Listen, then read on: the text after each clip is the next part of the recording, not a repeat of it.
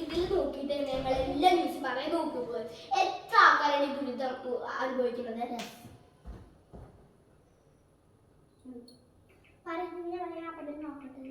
Okay, അപ്പോൾ എനിക്ക് പറയാനുള്ളത് ഒന്ന് മാത്രമാണ്, എല്ലാവരും സേഫ് ആയിരിക്കുക.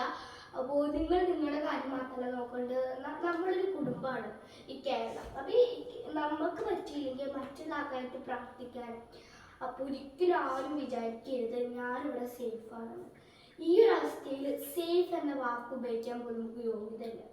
കാരണം എന്താണെന്ന് വെച്ചാൽ അത്ര മുഴുകൊട്ടലാണ്. നിങ്ങൾക്കൊന്ന് മനസ്സിലാക്കാം കേട്ടോ. 4ൽ 3 ഭാഗവും വെള്ളമാണ്, ഒരു ഭാഗം മാത്രമേ കാണൂ. നിങ്ങൾ ആലോചിച്ച് നോക്കിയോക്കുക, 3 ഭാഗത്തിൽ വെറും 2 അല്ല 1 ഭാഗമേ. ഈ 3 വെള്ളം ആസ്തിക്ക് എന്തുകൊണ്ട് ഒരു കരേനെ ഫുള്ളായിട്ട് എടുത്തോണ്ടാവുന്നില്ല. ഒരു അറബിക്കടൽ നമ്മുടെ മുന്നിൽ വന്നു കഴിഞ്ഞാൽ പിന്നെ നമ്മൾ ഉണ്ടാവില്ല, അത്രയുണ്ട്. 3 നിങ്ങൾക്ക് എന്നെ അറിയാം, ഈ ഒരു ഭൂമിയിൽ വെള്ളമില്ലാത്തൊരു സ്ഥലം പോലും ഇല്ല. ഉണ്ടോ? ഇല്ല.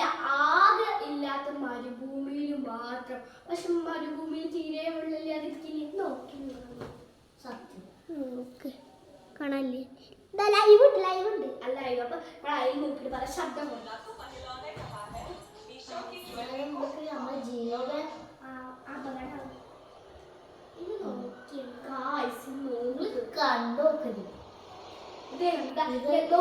ഇത് ഉരുപൊട്ടല്ലോ രാത്രിയാ വരാറ്. വയനാട്ടിലൊക്കെ നിങ്ങൾ കാണാൻ